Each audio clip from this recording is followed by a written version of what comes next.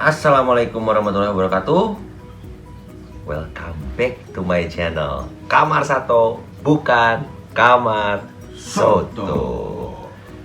Oke, di kesempatan kali ini saya akan sedikit berbagi tips gimana sih caranya agar cana maru kalian itu tidak mager atau tidak mojok ya.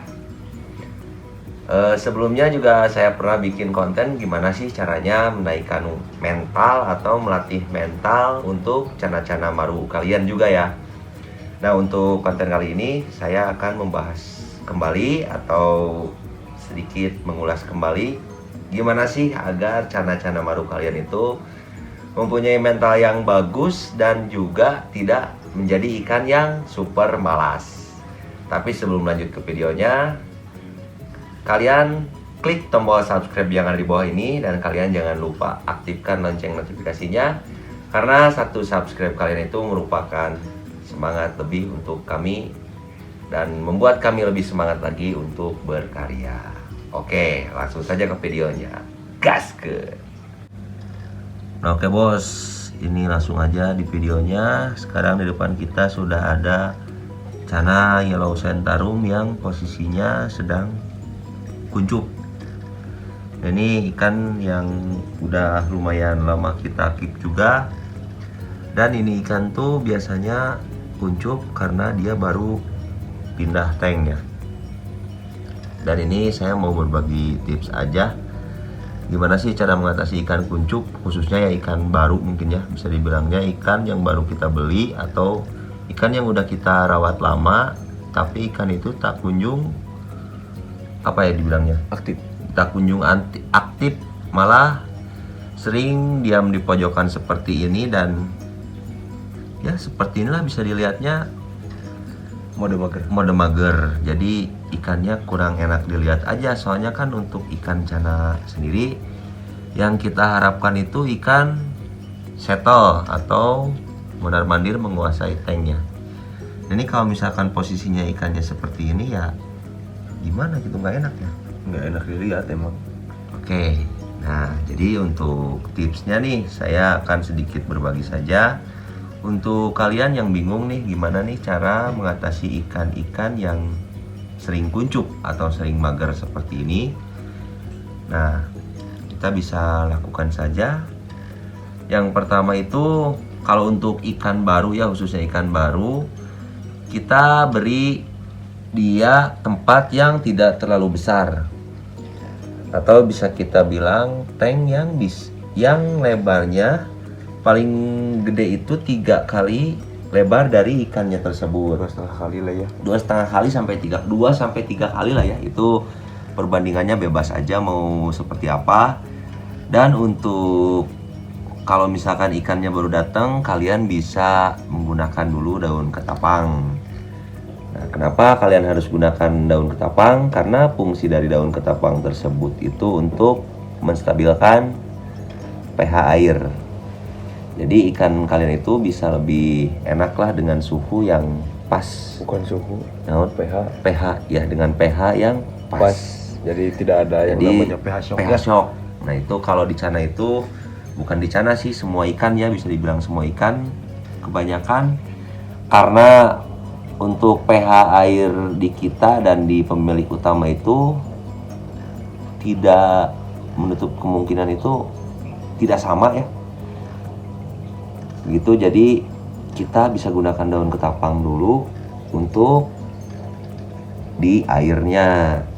Yang kedua, biasanya kalau untuk ikan yang baru sampai atau ikan baru, biasanya kita tidak menggunakan lampu dulu 2-3 hari lah, dan sambil ikannya juga puasa, soalnya kan agar mengeluarkan insting ya, kalau hewan insting berburu ikan tersebut. Nah kan kalau misalkan ikannya lapar, jadi ikannya tuh pasti mondar-mandir ke sana kemari, dan biasanya dari lapar dan dia sudah menguasai tanknya itu, dia akan menjadi ikan yang aktif begitu. Nah, ini nih kalau misalkan udah kelihatan ikannya mau gerak, mau mondar-mandir seperti ini, bisa kalian coba gunakan kaca untuk memancing agar ikan ini mau flaring nih. Kita coba dulu nih gunain kaca nih. Tapi kayaknya ikan ini masih terlalu stres, soalnya kita buat video ini sengaja ikannya langsung dipindah. Jadi agar ikannya juga kuncup, stres, kuncup dan magar. Iya. Jadi nanti kan kita lihat gimana sih penanggulangannya gitu. Tapi bagusnya sebelum dikacain digoda Dulu pakan biasanya. Kalau untuk ikan yang baru, kita kan tadi dilanjut dulu aja. Untuk proses tadi itu kan sampai puasa ya. Puasa dan sampai ikan itu mau bergerak mencari pakan, biasanya 3-4 hari juga ikan udah mulai mau muncul gitu. Dan itu untuk airnya jangan dulu diganti. Nah, dari hari ketiga atau keempat itu kalian bisa gunakan pakan hidup. Biasanya yang paling enak buat mancing-mancing cana baru itu gunain cacing lah. Soalnya kan enak juga, kita bisa pakai pinset atau kita bisa pakai sumpit lah ya, biar tangan kita nggak langsung datang ke langsung deket ikan. nggak langsung datang ke ikan. Jadi bisa menggunakan alat, kita pancing misalkan ya seperti dari sini dipancing lah gitu, dari sini ke sini sampai ikan itu benar-benar ngikutin si pakannya tersebut. Tapi kalau misalkan ikan nggak pergi-pergi atau nggak ngikut-ngikutin pakan, ya kalian kasih dulu aja satu. Jadi biar ikannya tuh tahu gitu bahwa yang kita bawa itu makanan dia gitu. Nah, kalau udah seperti itu, ikan kan udah otomatis udah tahu ya mana makanan yang akan diberikan juga bukan. Nah, dari situ bisa kita lanjut ke proses kasih cermin. Nah, begitu ya. Untuk pemberian cerminnya sih bebas ya, kalian bisa gunakan cermin ukuran berapa aja, tapi saya sarankan itu cermin lebih besar itu lebih baik. Karena ini kan kecil juga. Kalau misalkan cermin besar kan si ikan juga langsung lihat posisi kalau bahasa Sundanya mengenteng teh apa? Bercermin. Ya bercermin, langsung bercermin dirinya sendiri itu seperti apa gitu. Otomatis kan ikan cana itu ikan teritori. Jadi kalau misalkan dia melihat ikan lain yang ada di muka dia, pasti dia marah-marah gitu. Nah, mungkin segitu ya, atau ada tambahan? Sama air lah ya. Iya. Untuk cana baru itu usahakan air jangan terlalu tinggi dulu. Dan kalau menurut saya ini untuk air setengah ini untuk cana baru ya khususnya, ini terlalu tinggi juga. Biasanya kalau kita menggunakan seperempatnya, kita menggunakan airnya seperempat untuk cana-cana baru. Dan tanknya juga bahkan kita tuh dikasihnya tuh 1,5 sampai 2 dari badan ikannya itu biasanya. Soalnya lebih cepat untuk adaptasinya juga. Tapi itu tergantung kalian. Yang penting tanknya jangan terlalu besar. Nah, ini contoh tank yang terlalu besar seperti ini. Nah, ikan seukuran seperti itu.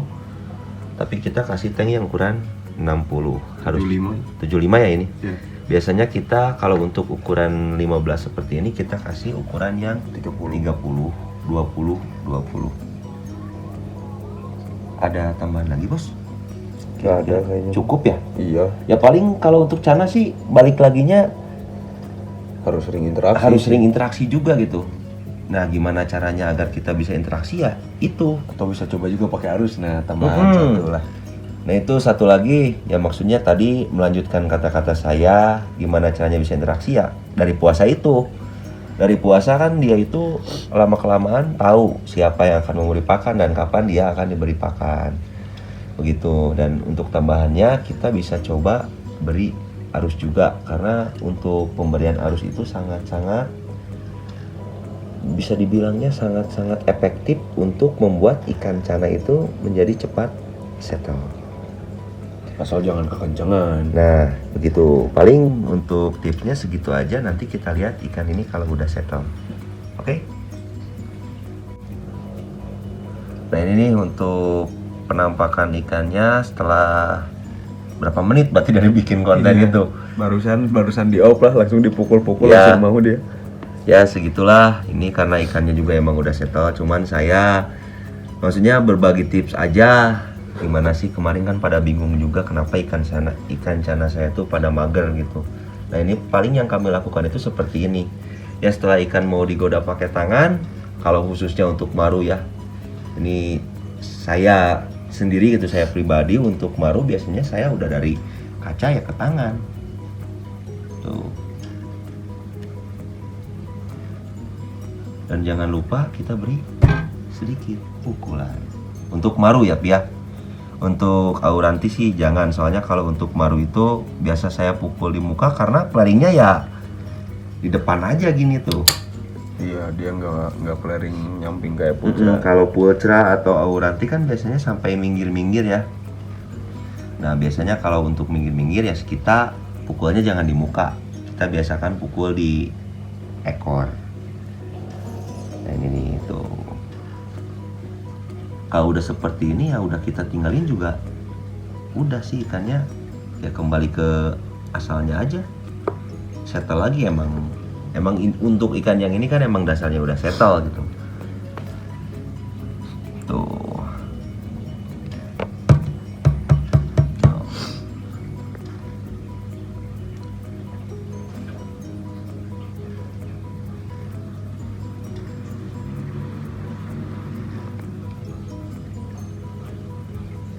Udah kan?